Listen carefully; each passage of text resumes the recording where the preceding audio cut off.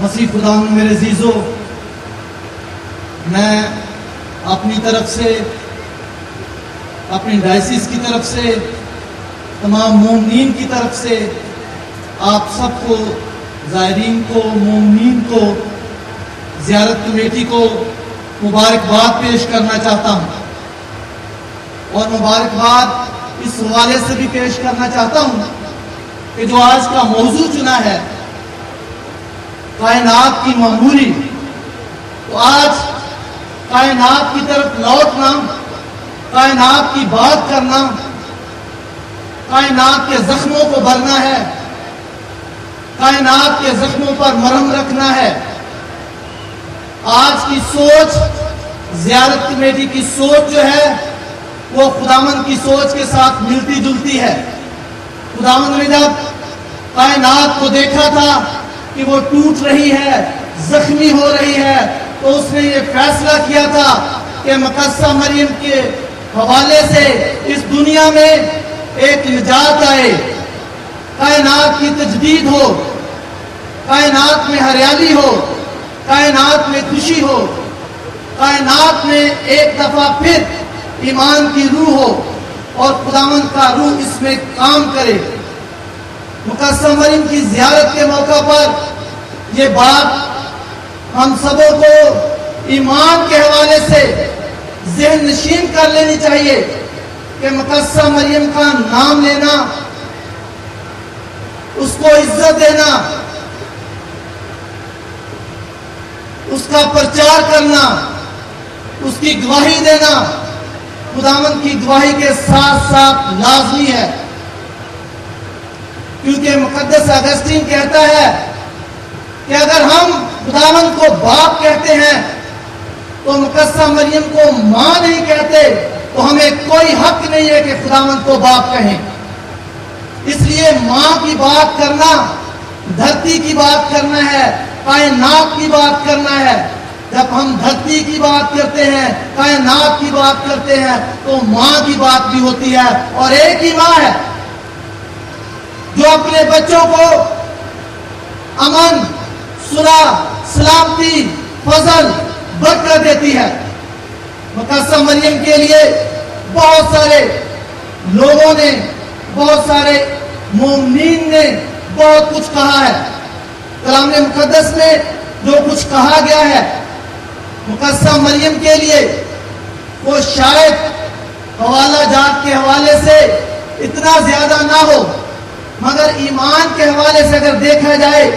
تو نجات مقدسہ مریم کے بغیر ناممکن تھی۔ اس لیے خداوند نے مقدسہ مریم کو چنا، اور آج جب کائنات کی معموری کی بات ہوتی ہے تو مقدسہ مریم کائنات کی ملکہ کی بات ہوتی ہے۔ تو کائنات کی ملکہ کی بات کرنے سے پہلے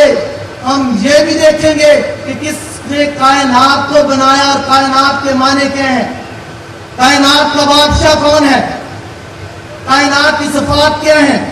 مقدسہ مریم کون ہے، ہم کائنات کی ملکہ کو کیوں ملکہ کائنات کہتے ہیں، اور اناجیل میں اس کا ذکر کیسے اور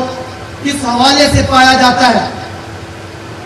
میرے پیارے مومنین، آج جب ہم کائنات کی بات کرتے ہیں تو ہم دیکھیں کہ کائنات کیا ہے۔ کائنات آسمان، زمین، فضا،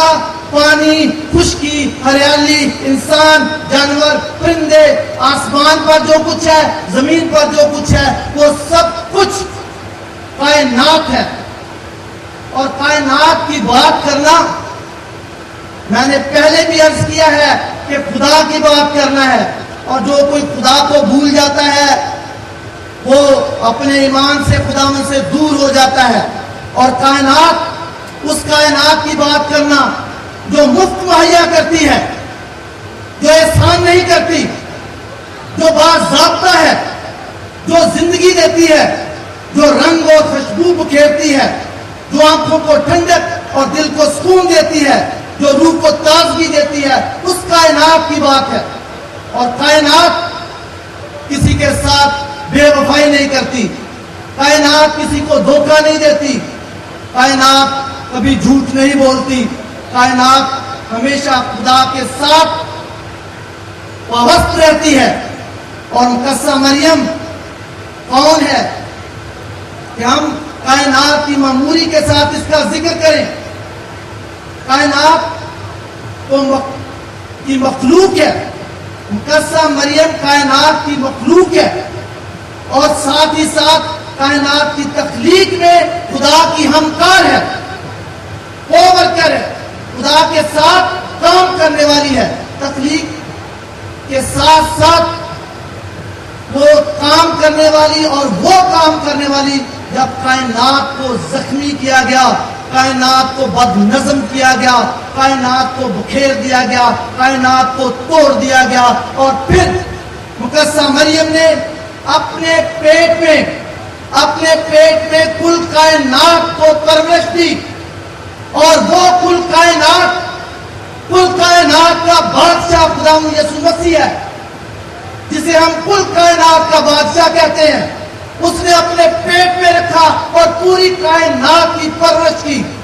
مقدسہ مریم پوری کائنات کی پرورش کرنے والی ہے، اس کے زخموں پر مرہم لگانے والی ہے۔ اور یہ مقدسہ مریم جو کل کائنات کی ملکہ ہے، اس ملکہ کے لیے اور بھی لقب استعمال ہوئے ہیں۔ امن کی ملکہ بھی اسے کہا گیا ہے،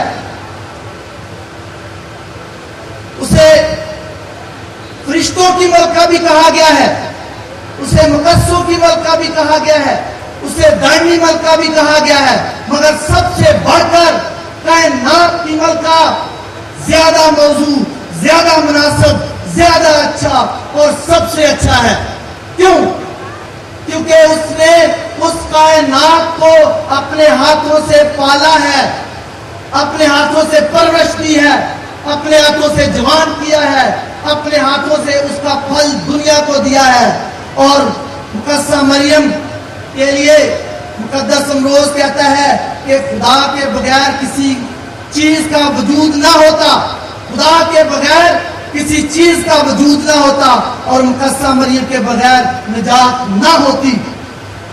مقدسہ مریم کو بہت سارے ان لوگوں نے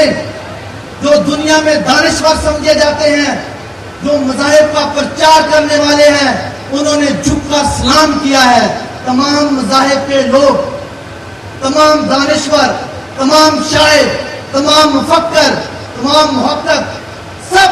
مقدسہ مریم کی عظمت کو سلام کرتے ہیں اور مقدسہ مریم کے سامنے سجدہ کرتے ہیں۔ اور مقدس اگسٹین کی وہ بات مکمل اور پوری ہوتی ہے کہ خدا کو ماننے والا جو خدا کو باپ کہتا ہے، وہ کبھی خدا کو باپ نہ کہے اگر وہ مقدسہ مریم کو ماں نہیں کہتا۔ تو آج مقدسہ مریم جو کل کائنات کی ملکہ ہے، اسے ہم ملکہ اس لیے کہتے ہیں کیونکہ یہ کائنات کی تجدید کرنے والی ہے، کیونکہ یہ کائنات کو عصر نو تازگی بخشنے والی ہے، کیونکہ یہ کائنات کے زخموں کو بھرنے والی ہے، کیونکہ یہ کائنات کی معموری اور بھرپوری میں حصہ لینے والی ہے، کیونکہ کائنات کی معموری میں خدا کی ہمکار ہے۔ اور ایک اور بات کہ مقدسہ مریم نے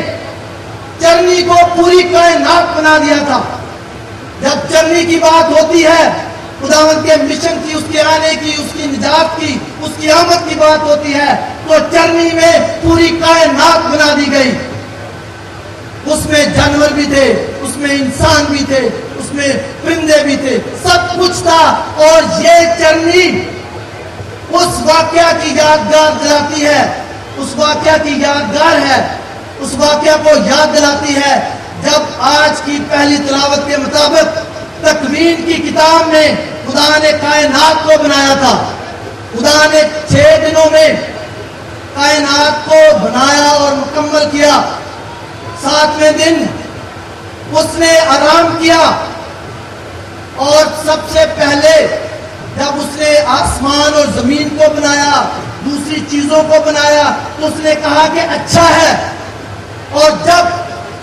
6 دن اس نے انسان کو بنایا تو اس نے کہا بہت ہی اچھا ہے۔